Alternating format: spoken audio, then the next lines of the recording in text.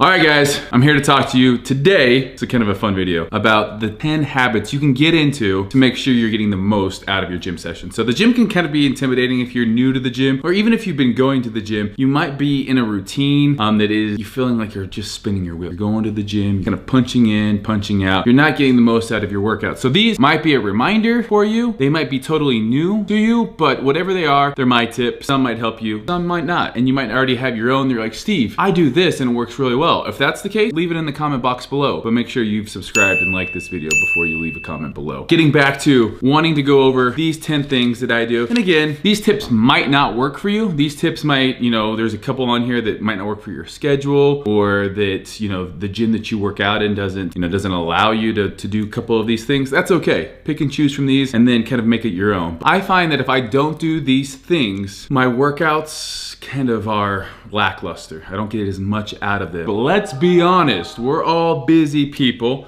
We got a lot going on, so a lot of the times it's about getting bang for your buck. It's about honing in on your skills, about honing in, sharpening your sword, before the gym, to then going to the gym and really getting the most out of it, having the tools for success. So for me, I really like doing these videos, talking about habits. I really believe I'm big into schedule. I'm big into creating quality habits, because habits at the end of the day are going to take you further in life than motivation. Extrinsic motivation, extrinsic motivation, you guys don't know the difference. Intrinsic motivation comes from this like deep why, go to the gym. You wanna be healthy, you wanna be better for your kids, it makes you a better person. That external would be like, ooh, that person tells you look really good. You have really nice muscles, or you have a show and you need to get on stage. So motivation, it comes and goes. It's important, it's an important factor, but your habits, your non-negotiables, the things you do every day, and you don't even have to think about that. Depending on what you read, it's gonna tell you, 66 days for a habit. There's different literature out there. It's gonna tell you different things. But the reason we wanna get into habits is because it no longer takes any kind of self-control. We go through those things, we do them almost automatically. So we wanna get in the habit of that, of doing things automatically, like showing up to the gym at the same time, which is my #1 thing to do. Train at the same time each day. That includes actually waking up. We talked about this in my morning video. If you can train in the morning, I recommend doing that. Training in the morning is great because it's gonna release endorphins. You're gonna feel great. It's gonna set the tone. Set the freaking tone for the rest of the day. If you show up and you kill your workout, you're more likely to kill everything in your day. The other reason I tell people to work out first thing, because if you wait till 5 or 6 o'clock, everyone and their dog has an excuse for why they can't go to the gym. And it's usually a pretty good excuse. This happened, or this, your kids, work, stressed out, this needs to get done. Usually all good excuses, so you can talk yourself out of it. If you wake up before you look at your phone or before you do anything else, you're already moving. To set the tone for the rest of the day. Set the tone to win the day, which will win the week, which will win the month, which will win the year. All I do is win, win, win, no matter what. Got money on my mind, and I can never get enough. I think that's how it goes. So I really think that if you're not working out in the morning, why not? Why not give it a go? Let's say you gotta be to work at 6 a.m., waking up at 4 a.m. might not be doable, but if you're one of those people that, you have to be to work at 8 or 9, show up early, get there early. The gym is full of successful people at 7 a.m. in the morning, 5 a.m. in the morning. Successful people that get that out of their way, and then they're moving on with the rest of their day. Rub shoulders with those people. You'll thank me later. All right, my #2 habit to get into is read. Read, read, read. We are what we think about. So read or study or watch a video on what it is you're training that day. So let's say I got chest. Let's say, I want to research new cardio. I want to research something. Knowledge is power, people. Knowledge is power. So let's just say you want to research on the topic of stretching. You want to research on the topic of myofascial release. I've been reading about that. You want to research the topic of how to get a bigger chest. You watch a video, you read an article, and what you're doing, even subconsciously, now you're thinking about that. Now when you go into the gym, you're gonna pick up that little tip. Oh, when I'm training chest, I'm actually gonna try to touch my elbows rather than to just touch my wrist, because that's a lot of anterior delt, where if I try to touch my elbows, that's a lot of chest. All of a sudden, you're thinking about these things, and it's just cues now to when you're in the gym working out that you're automatically doing, and you get a better workout. So I definitely think sitting down and reading, studying, getting into this place where you're priming your mind for what your body's gonna go through. Everything we do in life, I think we do first in our head. So if you don't see yourself working out, you're never gonna do it. So prime yourself, see yourself doing those motions, doing those exercises, foam rolling, doing everything you can, and then you're gonna get in the gym and you've already seen it in your head, now you just gotta do it. So I definitely think that's a good one. Number 3, this kind of goes with number 2. Plan your actual workout. So what I mean by plan your workouts is a lot of times we go into the gym and it's chest day. Okay, it's chest day. Well, I'm gonna do this, I'm gonna do that, maybe I'll do this. And all of a sudden you're wasting time, you're wasting that decision-making skills. Making decisions is an awful lot like training. The more decisions we make, self-control, that's what it's all coming down to. Making decisions is nothing but self-control. It's deciding to do this, deciding to do that, and not deciding to do the other thing. So self-control is gonna be a big one of those. The more we exercise that self-control muscle, the weaker it gets. So if you go into the gym, if you go into the gym not knowing what you're gonna do, it's a whole lot easier to be like, oh, there's a lot of people here. I don't know what I'm gonna do. I'm just gonna go. It's overwhelming. But if you plan out your workouts, write them down in a notebook, or shameless plug, fitness culture app, I'm going to be following my workout. I'm looking at this, I know what I got. Pull-ups, chest supported row, supine grip lat pull down, dumbbell pullovers, seated reverse machine fly. I know what I'm doing. I know the sets, I know the reps, I even know the tempo, and I even have videos on what to do or how to do it. So I think planning out your workouts beforehand is a great way to get a great workout and to not feel overwhelmed when you walk into the gym. Number 4, all comes down to accountability. Number 4, have a gym partner. I've been so blessed in my life to have some amazing gym partners. Chad was a great workout partner. He was a chiropractor. He didn't compete, so it was kind of like, he would push me, but he didn't himself compete, but he was lean, pretty much 24/7, had a great handle on nutrition and training. He was a little bit older than me. I would say I was maybe 5 to 10% stronger than him on everything except for biceps. He just had strong biceps. And back, we were about the same. Jake, my business partner and my gym partner now, a lot of the times, he's a freak. He's a lot stronger chest, back. He's a 750-pound deadlifter, a 500-pound bencher. He's an animal. So I train with him. His goals are all more like powerlifting. My goals are more bodybuilding. So I might add on some more hypertrophy, or I might not go as heavy on deadlifts, but you get the point. Train with somebody that's gonna make you better, that's gonna hold you accountable. And you do the same for them. Hold them accountable. Hey man, where you at? We got this today. Be excited for them.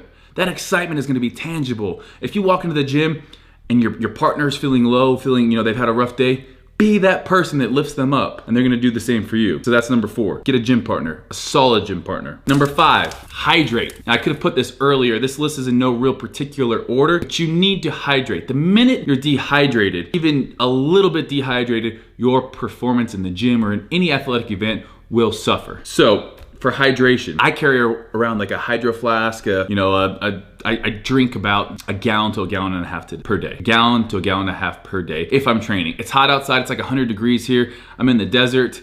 You don't maybe see as much sweat because it's evaporating faster in this dry climate. But when you're working out, you're sweating a ton. You need to replace the water and the electrolytes. Water, I recommend 0.5 to 1 ounce per pound of body weight. I'm 215 pounds, so I need at least really 115 to 215 ounces of water. So 0.5 to 1 ounce per pound of body weight. I carry around a water jug. It's a meathead thing to do. I used to carry around like an actual water jug. Now I carry around just a big water bottle. But to be honest, I think going back to the jug, it's a great thing. You can mix some BCAAs if you need some electrolytes in there, or there's some other drinks. We might even be having a supplement coming out that's gonna be perfect for hydration and something that's just nice to sip on. So hydrate before, during, and after your workout. 0.5 to 1 ounce per pound of body weight. Number 6, this one's tough. I never used to do it, but it's foam roll. Foam roll before and after your workouts. You need a foam roll. So what happens is we have all these muscle adhesions. Muscles should slide like this. They contract, they relax. Sometimes when contracting, they do this, and then all of a sudden we have all these muscle adhesions. So what foam rolling does is that foam roller presses on those adhesions, and over time you hold it there for like 30 seconds, and they're gonna slowly release, relax, and lengthen that muscle again. This is important for a lot of different reasons. A, it's gonna help with muscle repair, because as you foam roll, a lot of blood is going to that area, which is obviously is gonna help repair that muscle, gonna get nutrients to that area. It's also gonna make you less sore. So if you foam roll right after a workout, studies show that you're less likely to have as much delayed onset muscle soreness, or your DOMs will be lowered. That's a great reason to do it. Also, if you're tight and if you have muscle imbalances, so if I'm always just shortening my muscles, all of a sudden I have all these muscle imbalances. My prime mover is no longer functioning like it should be. My secondary muscle groups, if my chest is too tight and my triceps are having to take over, we ruin, I guess that's how you ruin a body, in my opinion. You ruin a body by you no longer longer have prime movers handling the weight that they should. And it's now, the antagonistic muscles can't do what they need to do. So you need to make sure when you foam roll, what we're doing is we're releasing those muscles that are sore, that are tight. And that's gonna allow, whether it's an agonist or an antagonist, to make sure that they're doing their job and we're getting full range of motion and you're using the correct muscles for the correct exercises. So foam roll before and after. It's easy to just walk out of the gym, take 10 minutes and foam roll after. I typically only foam roll the body part I'm training that day before, but after I'll try to just get like a full body flush. Number seven, listen to the right music, plan your playlist. Now, maybe you don't listen to music and that's fine. I love setting the tone. After I stretch, headphones go in. And it's go time. I've now set the tone and I'm here to kick some ass. I'm not here to talk. My friendly face is no longer smiling, making eye contact with everyone. I'm focusing on what I need to do. I might look like a dick, but I'm here. This is me time. Everyone else during my day gets me, business partners, sisters, friends, family. Everyone else gets my time except for when I'm working out. That's me time. Sorry, I gotta give it my set. I'm watching the clock. Plan your playlist ahead of time. Have your go-to playlist. Maybe, again, it's music that's gonna be uplifting. That might make you mad. It's a heavy leg day, some screaming music. So maybe have 2 sets of playlists. I have 2 sets. I have more of like a rap, hardcore, like I'm feeling myself. And then I have more of a rock, like I just makes me angry. So anyhow, listen to the right music, plan your playlist ahead, which brings me to number 8. After you have your playlist, maybe you're connected to Wi-Fi, put your phone on airplane mode or do not disturb. There's nothing that can ruin a workout like getting a text message. Because what happens, we hear that ping, and what's the first thing? It's human nature to want to reach out and look at it. It's urgent, it's pressing, it's in your ear. It's telling you, hey, I'm here, ping, ping, ping, text message, ping, ping, ping, alert, phone call. Turn that off. Turn that shit off. This is you time. So airplane mode or turn it all the way off. Maybe you bring an old iPod in, I don't know. Or, for me, I just put it on airplane mode and do not disturb. And honestly, that is one that I need to work at. So definitely can provide a huge difference in the gym. If you're focused, you're watching the clock, you're not looking at your phone, you're timing your rest, you're in there to do work. Number 9, do cardio after weights or plan enough time in between. So cardio maybe in the morning, go back for a lifting session, 2 to 3 hours at least in between cardio and lifting if you're doing cardio before. I like doing my cardio after if I'm going to have to do them at the same time. I train my weights with my weights. I'm primed. I have, I've taken my pre-workout or I've taken my BCAAs. I'm hydrated. I've thought about what I'm lifting. Boom. Now I'm all that energy, all of the glycogen, the creatine monohydrate. I'm putting that to use first for my lifting session. If you do cardio first, all of a sudden you've depleted glycogen. You're tired. You're not there mentally, and your weights are gonna suffer. So I always tell people weights first. Weights first, unless you can, you have at least 3 hours that you can wait in between cardio in the morning and then lifting. Number 10, this one's optional, but no, it's not. It's optional, but it's not. I would say bring your post-workout shake to the gym with you. And I know it's like, Steve, having the anabolic window is bull crap. I'm not here to talk about necessarily, what is scientific and what isn't with post-workout shakes. I know this is a time that your body needs nutrients. You've been sweating, you've depleted glycogen. It's now time to rebuild and repair muscles. So a BCAA shake, at least, a protein shake would be my choice with some simple carbohydrates. You might even want to do creatine. I do my creatine before, but you want to replenish all those nutrients, get you in a positive nitrogen state, build and repair muscle, get you some glycogen to repair all of the glycogen, or get you some simple sugars to repair that glycogen that you've just used. And then also kind of like, boom, you're doing everything that you should be. Worked out, post-workout, boom, now I'm not thinking about my workout or anything else. It's on to the rest of the day. If you wait and you gotta go home and mix your post-workout shake together, you're now, I think, you haven't closed that chapter of your day unless you've had your post-workout shake. At least that's for me. It's like, boom, now I can close it, had my shake, on to the next thing. Last one, this is a bonus one. Sound the bonus alarm. Ding, ding, ding, ding, ding, bonus. All right, guys, last tip, last thing I do. It's actually not part of the actual gym routine, so it's a bonus. But I bring face wipes, and what I do is after the gym, I get a face wipe, and I just wipe off my face. Because there could be times I have meetings, I have to go run errands, and I can't get home and shower right away. If you can't get home and shower, you get the dirt and the grime, all those people touching equipment in the gym, and then you're touching it and you're touching your face.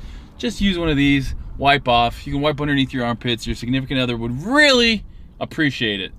So, hope you guys like this video. Thumbs it up, give it a subscribe if you're not. Did I say subscribe weird? Give it a subscribe, my channel. And we do a lot more lot more tips, and we'll do some more workout videos. But let me know in the comments below what you guys want to see next. I'm off to go eat and actually shower. Adios. But let me know in the comment. Cotton.